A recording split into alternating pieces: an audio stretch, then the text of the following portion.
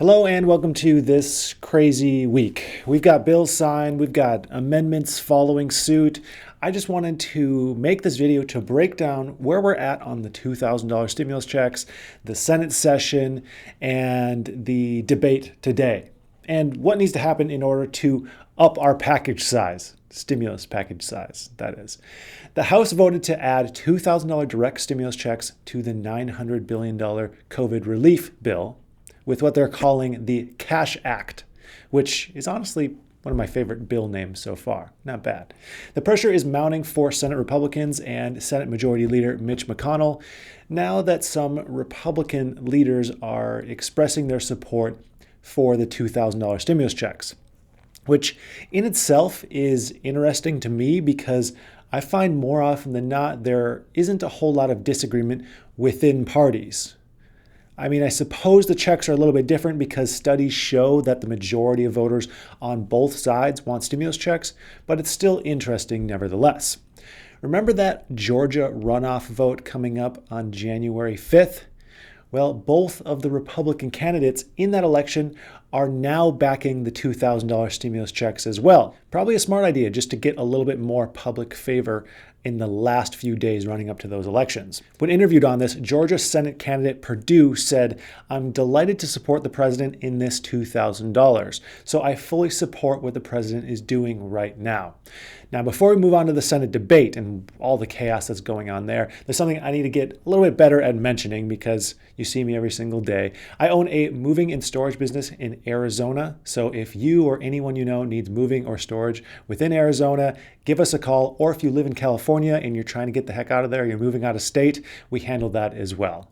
All right, now to the Senate debate. Earlier today, Mitch McConnell blocked a unanimous vote on the $2,000 stimulus bill with little more than just a object, and then went on stating that he planned on setting up a vote Wednesday on Trump's veto of the defense bill.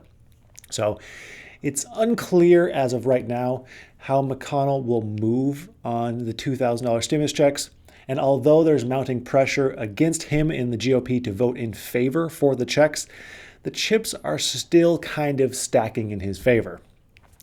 Senator Bernie Sanders has come out to say that he would delay consideration for the veto vote on Wednesday, another hot topic right now, if the $2,000 checks were not voted on as well, which of course only adds to the delays of getting things voted on, but also keeps Georgia Republicans who are running for the Senate in Georgia back in Washington dealing with legislation instead of campaigning for their crucial election. After all, this runoff election will decide who holds the majority in the Senate, so it would be in Mitch's best interest to have them back in their home states, securing votes as soon as possible. I'm over here just trying to get my head around McConnell's logic in not, at very least, holding a vote. I can only just keep coming back to those runoff elections. Maybe he thinks if the GOP cracks and gives up the checks, they're showing defeat going into the elections, and that might look kind of bad. I don't know. Even that doesn't make total sense. The general argument against larger checks is we should mind the deficit, that additional relief should only be targeted, that like a blanket stimulus check might be giving money to people who don't need it, and we should focus funds elsewhere. But it's really hard to find an economist who thinks more stimulus checks to the people is a bad idea. So, what side are you going to go with here? Instead, wouldn't you think it'd be a better idea if they voted yes on the $2,000 checks and then did an ad campaign in Georgia with it saying, "We got you the $2,000. Then everyone would vote for the Republicans and the GOP keeps the Senate, and then McConnell stays in power and gets everything he wants. Mitch's options on this bill right now are either vote on it or sit on it. And again, thinking about this strategy-wise, if the GOP publicly shoots it down, I could see that angering a lot of voters, which might leave us with the old classic McConnell wait-and-see method.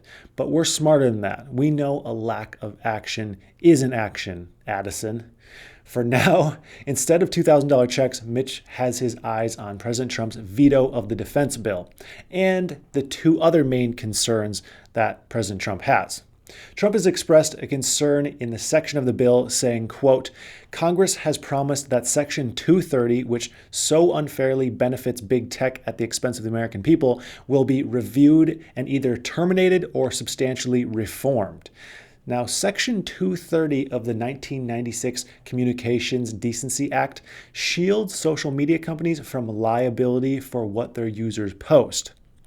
And this is what the big tech social media companies want to keep. They don't want the liability. They want to be able to judge whoever they want on their platform and hold no liability, which I find funny because some of these social media sites, they want to hold their users responsible and ban whoever they feel should be banned, but at the same time don't want to be held liable for anything. It's either hands-on or hands-off, Zuckerberg, but that's for another day. The president's main concern here is the spread of foreign disinformation, which plays into his second main area of concern, voter fraud. Trump would like this brought up and discussed on the floor as well, in what should be tomorrow's vote on the veto. So I'm going to keep my hopes up on this one. Maybe after one more night of sleeping on it, McConnell will have a change of heart and be like, you know what? The people deserve $2,000 checks. If he does and opens the floor for a vote, the Senate would have to pass a 2/3 majority, which brings us to our next little what if game. Just how likely is it that this would happen, a 2/3 vote? Well, you pay me to be honest, so I'm going to be completely honest here. It's a bit of an uphill battle right now. There are only a handful of GOP leaders signaling support to increase the stimulus check size, and again, they're going to need that 2/3 majority to pass it. Now, this doesn't mean they couldn't rally the troops and get it done, but with the hurdles that we had to face just to get to this point, I'd be pretty hard-pressed to see them making this amendment, at least very easily. But if they do pass the amendment, I hope they do, then there's a bit of good news. It wouldn't result in further delays of the already approved $600 checks. So if you received your check quickly the first time around, you can expect similar results with money depositing into your account as soon as next week. And then if the $2,000 portion got passed, that would just be followed by the remaining $1,400 difference. If and when they finally, cross their T's and dot their I's on that $2,000 cash act bill. So I thought that might just be good for you, some of you to hear that may have already counted that $600 towards an expense and then now had some fears that that could be swept away while they continue negotiations. Do not fear, that $600 is coming no matter what.